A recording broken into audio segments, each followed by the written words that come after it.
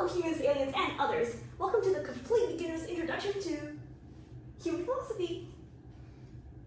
Spoiler warning for AOT up to here and JJK up to here. Also across the Spider-Verse. So here is a definition from Wikipedia, the pinnacle of human knowledge. And quick fun fact, I thought it was really interesting that philosophy literally means the love of wisdom. Now, of course, words don't necessarily have to mean, what they mean, like literally speaking, but I just thought it was really cool. And I think looking at this definition, it's a lot more helpful if we just dive right in and just check out what philosophizing kind of looks like. So, this is the first problem I looked at into my first official look into human philosophy. So yeah, I thought it was pretty interesting. Okay, first of all, let's start with this. What is harm? Specifically, how do we define harm? And, because if we say the word harm, I think a lot of things immediately come to mind, right? But it's kind of hard to have a solid definition of it.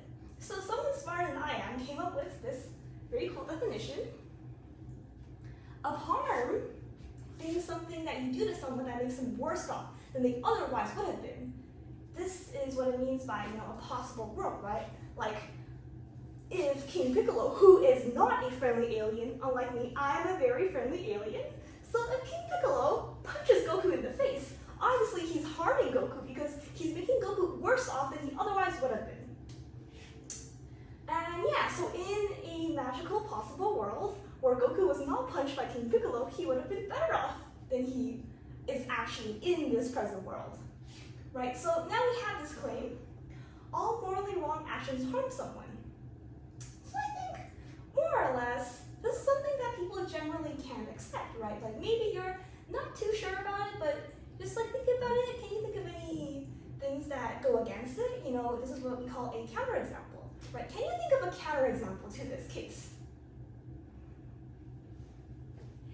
Don't worry if you can, we shall come back to that soon. But for now, let's just accept that this assumption is true. Okay, the second claim we're going to look at is the value of life.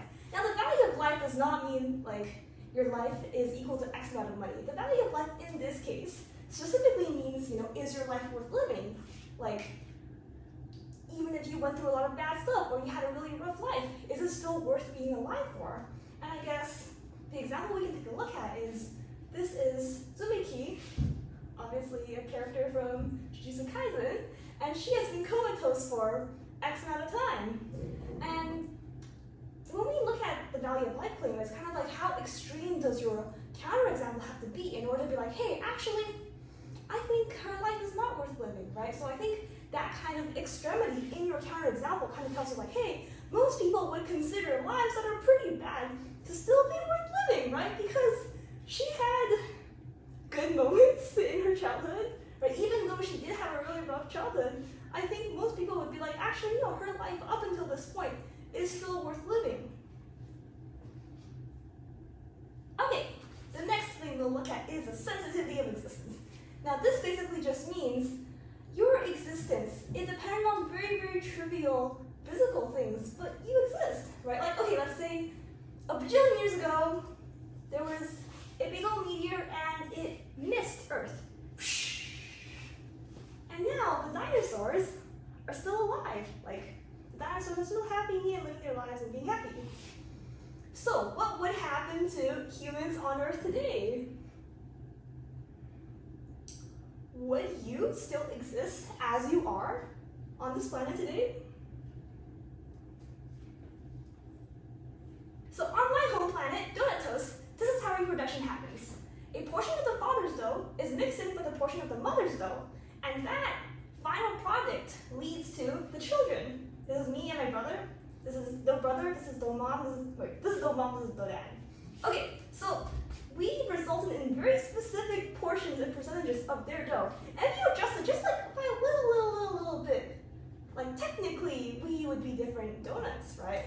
So in this case, the end result of our existence is very, very, very, very, very, very, very, very, very, very, very, very, very, very, very unique and unlikely, because there's literally infinite possibilities you can get from mixing two balls of dough together.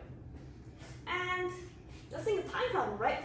Like, at one point, future Trunks was literally concerned about him not existing, because if he adjusted some conditions in the current timeline, he would not exist, right? So time travel is a classic example of just changing a little tiny things could lead to big, potentially catastrophic results. So yeah, a person's coming into existence depends on very specific conditions. So this is from an infographic that estimates that, the existence of you, like being combined with your mother and your father's cells, you is 1 in 400 quadrillion, which is a really big number that I can't comprehend, but it's just very big. So yeah, it's pretty cool that you exist, and you're watching this of all the videos and all the people and all the little cells, it's pretty cool. So congrats! You've won the genetic lottery, and I'm so happy that out of everything you could have chosen done, you're watching this right now. Thank you. So this is a little bit of the things that the movie Into the Spider-Verse, both Into the Spider-Verse and Across the Spider-Verse explores, right? The idea of there being so many possible worlds because of changes in those worlds. And we will come right back to Into and Across the Spider-Verse in a later slide. So, onto the fourth and final plane we will look at before we get to the big conclusion. Now look at this. Non-identity case, hint hint. Non-identity problem, hint hint. Okay, so a non-identity case is a scenario in which these two specific conditions are met. First condition, the case causes a specific person to come into being, to exist, other than someone else or no one. Second, it causes this person to have a life that's worth living, although bad, right? Like back to here, right? This person's life kind of sucks, but it's still worth living. And remember how we looked at this as like, hey, we have to think of things where it's really, really, really, really bad before we can be like, this person's life is not worth living. Therefore, we can say confidently that the threshold of a life that's worth living, at least generally speaking, is quite high, right? I mean, quite low. I mean, like, your life has to be pretty darn bad for us to be like, nah, that life is not worth living. Okay, so now that we've established these two, let's look at some scenarios.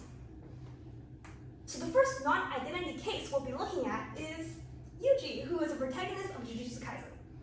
Okay, so what happened was our buddy Kenjaku here, he decided to hijack Yuji's mom's body and basically have Yuji for the sole purpose of being a vessel for Sukuna. Okay, and the thing is, Yuji's life is pretty bad, right? Like, he's been through the ringer. And he would not exist if Kenny hadn't hijacked Kaori's body to create him, literally. So I think we can agree that, I feel like everyone can agree that even though Yuji has had a pretty hard, pretty rough life, that his life is still worth living. And we can also agree that he would not exist if Kenny hadn't hijacked Kaori's body to have him, to literally create him, right? Because she was dead before he took her corpse. So, literally by definition, Yuji exists because Kenny. Okay, so our second example is Attack on Titan. There is a lot of history and lore in this anime, but the TLDR version is, there's this race called aliens and they can transform into giant man-eating monsters called Titans. And there was this guy called the King First, and he was like, well, we're bad, so I'm gonna send all my people and I'm gonna put them into this little island here, right? But then some of the aliens were actually left outside, so most of them were in here, but some of them are in here. Wait, actually, I don't know the percentage of how many were left. Well, either way, okay. There's some out here and some in here. And some out here have pretty bad lives because people are like, hey, you guys can't transform into giant man-eating monsters, so therefore we hate you. And pretty bad things happen to them. Like, the protagonist's aunt was eaten alive by dogs, which is really freaky and terrible and horrible. And lots of people in here also have terrible, horrible lives. Right, like the protagonist's mother is eaten alive in the first episode. Like a bunch of really bad things happen to them, specifically because this guy Fritz was like, hey, well, I'm gonna create an island and I'm gonna make up these rules that you have to follow. And things happen because I said so, yeah. So his action, yes, he resulted in the existence of both the people like inside the cities and outside we agree that these people have lives that are worth living still. Okay, our third case is not anime related. It's just a woman decides to take some drugs that do cause birth defects while she is pregnant. And okay, basically these drugs, you know, she could have taken them like any other time, but she decided them specifically just because during her pregnancy, and the child comes out, and the child has some birth defects, and it's pretty serious, and the child has pretty hard life because of these birth defects. But the child also would not exist, you know, without the woman literally giving birth to them during that time. Okay, so I think we can all agree, more or less, that these actions are morally wrong. If we look back to our definition of morally wrong equaling bad, right? But these actions still create lives that are worth living, right? Like these people, their lives were worth living, even though they suffered a bunch of really bad things. The only alternative for these people were non-existence, right? I think if Kaori and Yuji's dad, like if they had another kid, that kid, they could still name that kid Yuji, but that kid would not be the Yuji we all love and we all watch for so long, you know? And JJK does play with the idea of a soul, and it's really interesting and fun, but I do feel like for our purposes, you know, this like essence of being or the soul, it is a little bit different from, we'll get to this in a moment. Just keep that in the back of your head. And these actions, therefore, don't make anyone worse off, right? Like, because these people would not exist. So there are no people who are technically worse off because of these actions. You know, remember, harm is making someone worse off by our first claim. Therefore, these actions don't harm anyone. Kind of weird thing about, but remember, because morally wrong actions are harming people. Back to the definition again. Therefore, these actions are not morally wrong? Wait, kind of a weird conclusion to come up to, right? So, herein lies the problem of the non-identity problem. We have a problem because we have a logical contradiction. You know, as rational, logical beings, you and I, alien, robot, AI, whoever you may be, we're kind of like, we don't like this, so what do we do about it? How do we solve this problem? And this is what happens when we talk about population ethics, which is talking about potential or possible people to be born in the future, who may be born in the future. Okay, so now let's take a look to see if we can solve this little dilemma we have. Okay, first of all, let's reject the fourth claim. Moral wrongs and non-identity cases. So, we could bite the bullet. We could accept this weird, strange conclusion we reached about these actions they're technically not morally wrong. Like, maybe we could say something about the character of the people doing the actions, but by technicality, they're not morally wrong. Well, I don't know about you, but looking at that is like kind of weird, because you just think about, like, you think about this guy, and you're like, he is not morally wrong, and you're like, I don't know, at least I am kind of, I don't think I would agree with the statement that he didn't do anything morally wrong. So, let's rejecting the fourth one. Okay, now we can reject three. Well, attempt to reject three. The sensitivity of existence. So, back to Across the Spider-Verse. At the very end of the movie, Miles meets his other Miles, the Miles from that universe that he accidentally ended up in, who technically, yes, he is still Miles Morales, but obviously he's a very different Miles Morales, you know what I mean? And the thing is, about the sensitivity of existence, is like, we're not really thinking about if this Miles is made up of the same two gametes as this Miles, right? We're not like thinking about, hey, the parents have him at the exact same time, or whatever conditions, because we kind of just assume that, yes, this Miles has the same soul, or same essence, or same, like, identifier thing as this Miles. Similarly, here, this is from Superman Blood Sun, which is kind of an alternate universe of if Clark Kent or like Kal-El landed in Soviet Russia. So it's really interesting. But my point is, like, we're not really thinking about, hey, is this Kal-El? does he come from the same two gametes, right? Like, we just kind of take that, yes, that is the same person. That is the same person. But we can't really say that about the sensitivity of existence as a whole, right? Like, for these two cases, it's still kind of a given that they do come from the same two cells, and they were still within the same time frame and stuff like that, right? Like, here, what if this was Dinoland? What if the meteor never hit Earth? What if humans look like this, right? Would you still say, okay, if you look like this, would you still say, you are still you? And this goes back to the whole Yuji thing, right? Like, okay, maybe Kenny was the one who murdered Kaori and stole her body. Like, maybe, maybe Yuji's parents just had him normally. Well, him. Maybe they had another child normally and named him Yuji. And maybe he was still born within the same time frame. But could we still say that child is still Yuji, right? I don't know, who knows? But I feel like, definitively speaking, if you say, okay, even if I look like this, I am still me. Within this other universe that the dinosaurs are all alive and everything is completely different, I still have my essence. I still have my soul. I don't know, because think about it. If your parents had you, like, 3 months, then you otherwise would have been born. Is that, a sibling you never had, or is that still you? I feel like it's kind of hard to reject that one, so let's just move on for now. Okay, let's reject number 2, the value of life. This is Zeke Yeager from Attack on Titan again. And for him, he is your classic nihilist, your classic anti-nihilist, where he's like, sucks to be born, you're harming people, you're harming yourself intrinsically, inherently, just by being born. So, this is classic anti-nihilism, classic, value of life is negative, right? Like, for him, the value of life is literally a negative number. So therefore, it's better to not be born, because you're making the world a better place by not existing. And I feel like we definitely cannot reject this one, because I feel like most people do go in the other direction of, hey, life is valuable and it's worth living. And life, the value of life has a positive number and not a negative number. So there we go. Okay, now let's see if we can reject the first one then. The claim, all morally wrong actions are harmful.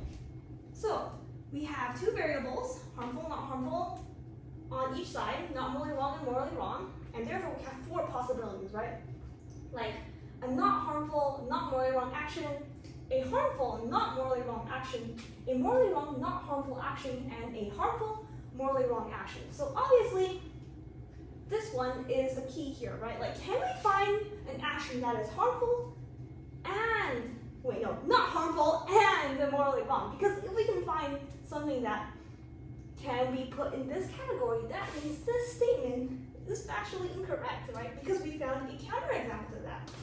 Now, for this box here, harmful and not morally wrong, that doesn't really contradict our statement here, right? Because let's say I accidentally smack someone in the face.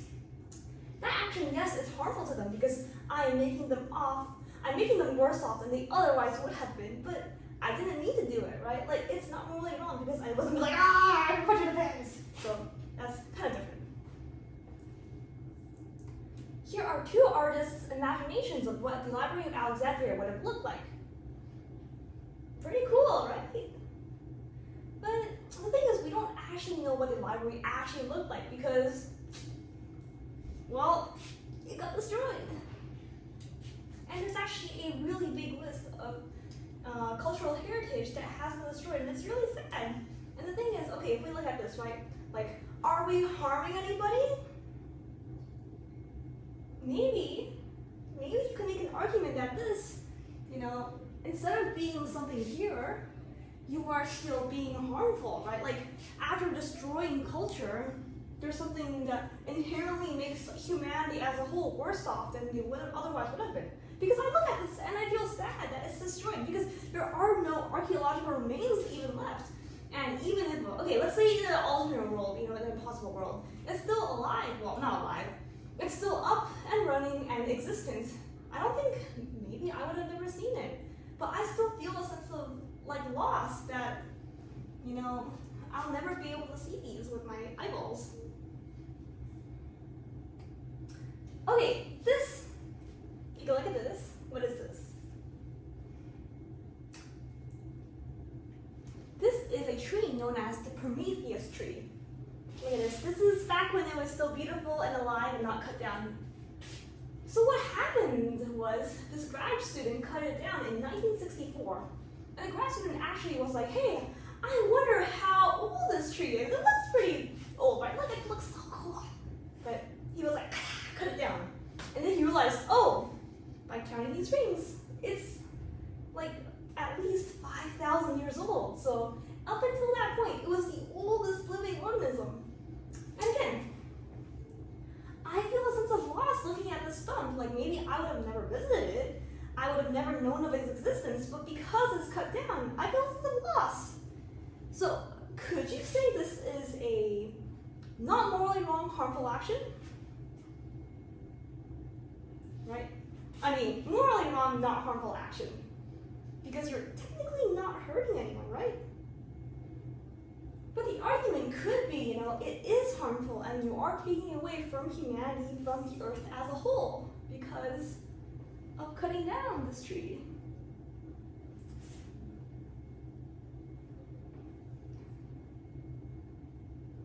Next example are vices. Now, a vice is kind of something that is kind of frowned upon by society, like, smoking, drinking, browsing social media for way too long, eating your body weight in donuts, etc. And this is another thing where it's like, hey, is this harming anybody? Is this morally wrong? And again, the argument could be that, hey, it actually, maybe it's in this box, right? Maybe you're harming yourself. Maybe you're harming yourself. Maybe you're harming other people by participating in that vice. Or maybe it's not morally wrong and in one of these categories, right? So I think our end conclusion from doing this, looking at these examples, and maybe you can think of some other examples. Please let me know. I'm very curious. Because me personally, I cannot think of any examples to contradict the claims. But after going through all 4 of those claims, we kind of have a problem. We have a contradiction. Hence, the non-identity problem. If you made it all the way to the end of the video, thank you so much for watching. I really hope you've enjoyed this little intro to what philosophizing is, about philosophy and things like that. And yeah, this is Donut signing off.